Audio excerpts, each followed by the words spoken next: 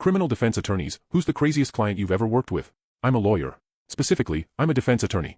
I defend both criminals and innocent people. Most of the criminals I defend aren't James Bond or George Clooney villains from the movies. Most of them are just plain stupid.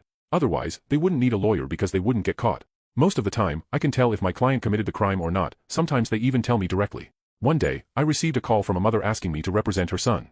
She gave me a summary of the charges and what she knew. I told her I could take the case. When I met her son for the first time, I immediately knew he was guilty.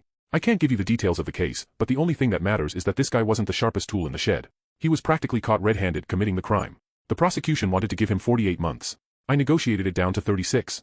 I urged this guy to take the deal. It was the best he was going to get since they had him on high-definition security footage. He refused to take the deal. He must have been watching too many lawsuits because he was quoting legal documents that had no relevance to his case in an attempt to justify going to trial. He thought it was a goodwill hunt. In reality, this guy barely graduated high school and had the literacy of an 8th grader. Every meeting I had with him ended with me begging him to take the deal. He refused and said he had to go see his girlfriend. His favorite phrase was, "We have to fight it." We didn't have to do anything. After a couple of meetings that went nowhere, I decided to stop trying to reason with him. We went to trial. I'm a good lawyer, but I'm not Jesus. I'm not in the business of miracles. The jury found my guy guilty on all counts. That wasn't surprising. The surprise would come during sentencing. When he was found guilty, my guy gave me the dirtiest look of all time.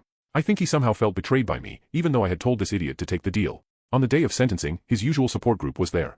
His mother, brother, sister, girlfriend, and aunt had all been present at the trial. But there were 3 new guys I hadn't seen before. I'd seen this before.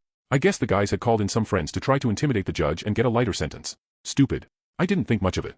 Everything was proceeding as usual in the courtroom until I heard a commotion coming from the outer hallway. It sounded like a muffled scream, and at first, it was insignificant. As the noise grew louder, the judge had to stop mid-sentence and ask the bailiff to investigate what was going on.